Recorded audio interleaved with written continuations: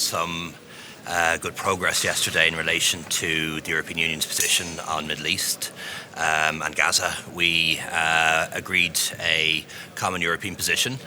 By nature of any common European position, it is a compromise, but one that all 27 EU member states now stand behind.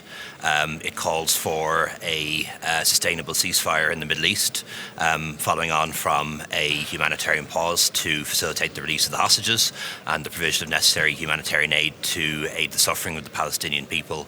Also very clearly calls for a two-state solution and also condemns the actions of Hamas and also the expansion of illegal settlements in the West Bank, which are making a two-state solution so much more difficult.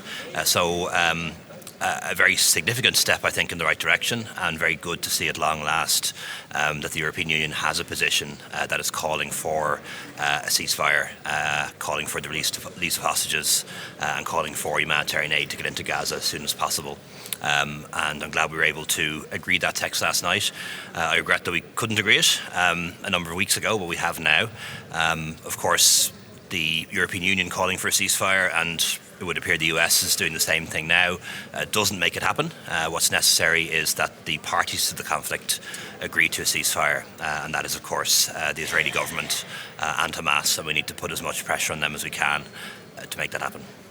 How much of that deal last night on Gaza was due to Ireland, Spain, countries like Belgium pushing for it, or how much of it was just because the EU could not be seen to be behind the US after Blinken tabled that resolution? Yeah, look, I can't quantify it. All those things were factors. Certainly the very strong position that countries like Ireland and Spain and Slovenia and others have taken was a factor. I think it was definitely a view that the European Union couldn't come away from this meeting without concrete conclusions. That was definitely a very strong view from a lot of the Nordic countries, for example, from Germany as well.